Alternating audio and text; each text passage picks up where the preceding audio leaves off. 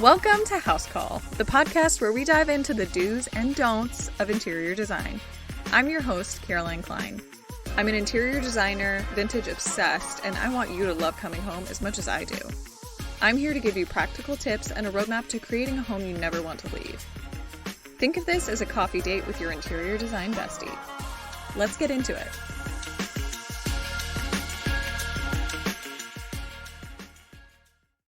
Hello, everyone, and welcome back to the podcast. I'm so glad you're here. Before we dive in, I just wanted to say, if there are any topics that you would love to hear me talk about or want to learn a little bit more about, feel free to let me know. I have lots of fun ideas for episodes, but if there's certain things that make you feel kind of stuck within your home or that you want to learn a little bit more about, I am all ears. So just send them my way. So moving on to what I've been loving this week. This is going to be a little bit nerdy and probably not interest all of you. But what I have been loving this week is Google Calendar and my time blocking system. I've mentioned before that we are in the thick of it, getting ready for the baby. I'm doing tons of just behind the scenes stuff so that I feel like I can unplug a little bit right after the baby comes. And so with that comes so many tasks. And I think if I was not doing this, I would be getting super overwhelmed. So what I do is at the beginning of every week, I write down every single task that I need to do within the week. So everything from like tracking product to design time to marketing stuff and copywriting, errands that need to be run. I mean, truly everything. I just unload my brain onto a piece of paper. Then I decide how long I want each thing to take, and then I plug it into Google Calendar. And I guarantee some of you guys are like, what the heck? That is insane and sounds so stressful. And maybe it is insane, but here's the beautiful thing. When you wake up and you get going, you just basically follow your plan that you already laid out for yourself. It kind of eliminates some of like the doubt and the confusion and any like little procrastinating that you do. And it helps me get a huge amount of stuff done in a day. And then the best part is that when you are done for the day, you're totally done. You can truly unplug because there's no thinking like, oh, I could be working on this or I forgot about that other thing. You have put every single task on your calendar and you know it's going to get done. It's just a matter of when. So this is definitely not a method for everybody, and and so many of my friends think that it's so stressful. But in my opinion, it's the total opposite. It's just following a schedule and it takes the stress out of things. But you do have to kind of honor your word to yourself, and you have to avoid getting distracted or procrastinating or anything. Okay, so moving on from what I'm loving this week. This week, we're going to be talking about the actual process of working with a designer. I have found that when I tell people that I'm an interior designer, most people don't totally understand what that means because they get an idea of what that is from social media or from TV or something. So a lot of times people just think that I spend all of my days looking at paint and fabric samples, and I do that definitely, but there's a lot more that goes into kind of the coordination of logistics and everything. So all of this is to say, most people go their entire lives without hiring an interior designer, so the process is totally unfamiliar to them. And then on top of that, every interior designer is really different and their process can be really different.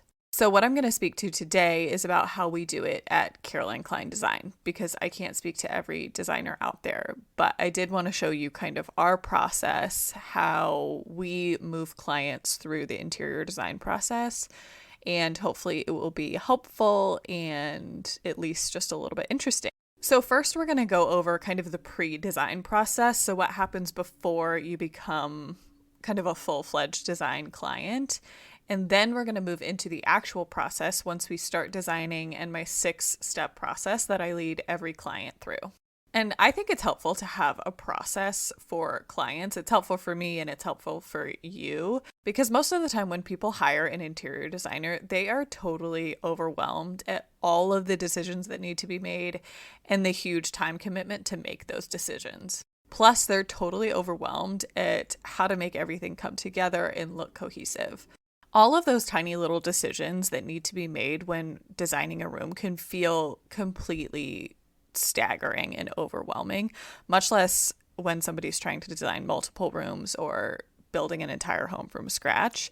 But that's what interior designers specialize in. All of these decisions are not new to us. It's things that we think about every single day. It's things we encounter every single day. So by creating a process to kind of guide clients through, it helps ease some of the confusion and just that complete overwhelm of choices for clients. All right, so first let's go over the pre-design process. I encourage all of my clients to start with just an initial discovery phone call. It's just a casual little chat that's only 15 minutes. It's nothing stressful or scary, and it's super low stakes.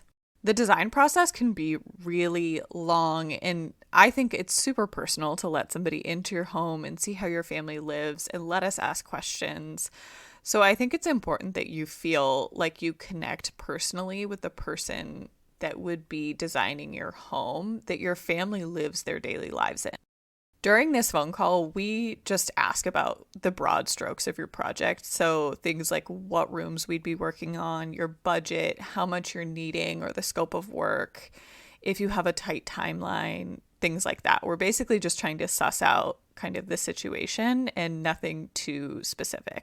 During this phone call, I also tell you about the design process. Since, like I mentioned before, most people haven't worked with an interior designer before, I think it's helpful to go over what the process is like and what you can expect. Also, if you have any questions, this is a great opportunity to ask. See, so it's nothing scary or high stakes. You don't have to have everything figured out yet. It's basically just a little discovery call for me to hear a little bit more about your project and for you to get to know me. So after the initial discovery phone call, then I encourage people to book a design consultation. And this is where we actually get to see your home and talk a little bit more about your project. It's 60 minutes and I do them virtually or in person.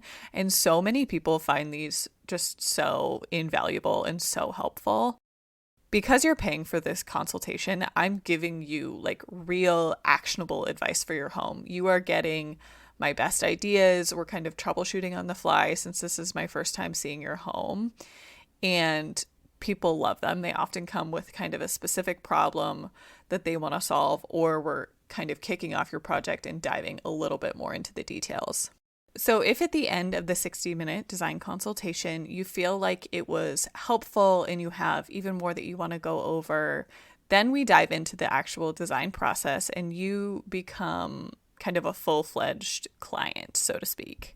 But if at the end of the design consultation, you are like, not for me, or you don't want to move forward in the process, it's no worries. Like I said, there's been no commitment at this point, which is great. But after the design consultation and you loved the process and you want to keep going and you felt like the consultation was just the tip of the iceberg, then what I do is I send over a proposal with the pricing, fees, and the scope of work. This basically just goes over everything that you want to be included in the design process. So things like what rooms we're doing. Is it just the living room, or is it living, dining, kitchen? Are we tackling any bedrooms or bathrooms? And then within that, what all within a space are we going to tackle? So is it just furniture, or is there going to be construction for a remodel? Things like that. This just kicks off the design process and it helps both of us feel like we're totally on the same page in terms of scope, budget, and timeline. Then, if all of that looks good to you, then we send over the contract and the retainer. And so while contract and retainer sound like scary words, they're really not. It's just to protect the designer and the client and make sure both of us are on the same page, that everything we've talked about is spelled out, and that our expectations align so we can move through the process really smoothly. The contract and the retainer are a great thing to go over with your partner or any other big decision maker in the process because it's helpful for everyone, including your spouse or your partner, to be on the same page from start to finish. And the retainer is basically just a sum of money that you put down up front for your design fees. And your retainer kind of just holds your place in line, so to speak. And I think it's worth mentioning that the retainer amount is based on the scope of work required for your project. So that basically sums up what I think of as the pre-design process. Once we've done your discovery call, your design consultation, we've sent over a proposal, you've signed a contract and put down a retainer, then we get to dive into the really fun stuff and actually start designing your dream home. I have found that no matter the size of project, they all sort of follow the same rhythm regardless of size or scope. So that's sort of how I structure it. In my opinion, designing a home is a super intimate thing. It's very comprehensive, and I want to feel like you're being really well taken care of throughout the entire process. So having steps or phases in place helps keep things organized. So I have 6 steps, and not everyone does this. So if you go out and you talk to other interior designers, I kind of doubt they would explain it in this way. They're probably doing a lot of the same things, just maybe in a different order, and you might not notice. So the 6 steps in my process is first, audit the chaos. Then we move into design discovery. Then we add soul and personality. Then it's the actual design phase. Then the execution and procurement phase, and finally installation. First, let's start off with what I think of as the first step, which is auditing your chaos. And by that, I mean, let's discover your pain points. I want to know what really drives you crazy about your current home because I think this is such a critical part of designing a successful home. We can't design your dream home unless we understand what's really keeping you from achieving that. Then we can understand and we're able to alleviate some of those difficulties. Some things that I like to consider in this phase or ask you lots of questions about is it the layout? Is it easy to keep clean? Or do you feel like you're constantly fighting this uphill battle? Does your family not have a place to drop their stuff when they walk in the door? Or are you guys just lacking storage in general? Do you feel like you don't have any privacy or any quiet areas to escape? Is your home not a real reflection of you and your family? Or is the furniture just getting old and outdated? Do you feel like things are too dark and like you don't have enough natural light? Are you wanting a retreat in your primary bedroom from the crazy and it just doesn't feel that way? Does your home not feel soothing? Or alternatively, does your home not feel quite as cheerful as you want it to be? Once we have this figured out, we can kind of figure out what's holding you back practically from having your dream home. And that's really helpful as we move throughout the rest of the design process. So once we figured out sort of the nitty gritty about what is not working for you and your family in your home, then we move on to the design discovery phase. This is the phase where we are just figuring out your dream interior design style. I think this is the really fun part. At least this is one of my favorite parts of the whole design process, and probably the favorite part of so many other interior designers also, because it's the dreaming phase. We get to dream big dreams about what your home could be and how you could feel in your home. To do this, we dive into the ever beautiful Pinterest and so many magazines. I encourage you to just pin and pin and pin till your heart's content. And then once we have all of the images and the inspiration that you love, then we sort of dial in and we ask questions about what specifically you like about certain spaces or pictures online. Is it the colors or is it the materials? Do you just like the feeling the space gives you, or is it one specific piece of furniture? Or is it the details on the wall? By figuring out and kind of tuning into exactly what it is that you like, we can better understand how to give you the look and feel that you're dreaming of. I would say the main thing that I'm doing as an interior designer in this phase is looking for patterns in the things that you like. So for instance, if all of your inspiration images have a lot of traditional elements in them, that gives me a good clue as to what you're looking for. I think it's helpful to look at pictures because what I think of when somebody says Art Deco might not be what they think of when they say Art Deco. So it helps kind of create some common ground so that I'm interpreting what you're saying correctly. And a quick note on this can be super overwhelming for some people, but that's what we're here for. We can help guide you through the process and kind of parse out things that you do and don't like and sort of filter through the tons of images that you see when you go onto Pinterest. So once we've audited your chaos and then done some design discovery and figured out your dream style, the next step that I move into is what I call adding soul. This is where we really infuse your personality and your family into your dream interior design style. It is my personal opinion that your home should be a reflection of the people that live there. I have said it time and time again. And this can mean super different things depending on the people. So I want to be able to incorporate things like your big book collection, and we can really display that in your home. Or if you're in a phase of life where your kids are running around like crazy, I want to make sure that we're choosing the right materials for that. Or if you love looking at family photos, let's figure out a way to display those in a really beautiful and creative way. But all of that fits still within your dream home aesthetic. It's super personal, but I think the whole goal of good design is to give you your beautiful dream home, but still infuse you and your family into it. I don't want any project to feel soulless, so that's where this step is so important to me and so important to my clients. Okay, so once we've audited your chaos, discovered your dream interior design style, figured out how we're going to add your soul and your personality, then we move into the actual design phase. The design phase can be totally hands-off, and you can just let us take the reins on things and it can be completely off your plate. Or you can be really collaborative. It just depends on you as the client and how interested you are in the process. And frankly, how much time you have. During the design phase, we sort of go back to the drawing board and work behind the scenes to figure out things like floor plans, your furniture, and material selection, accessories. This phase is super specific to each client and each project. So if it's a new construction home, the design phase is going to be super different than a home where we're just doing like bedroom furnishings.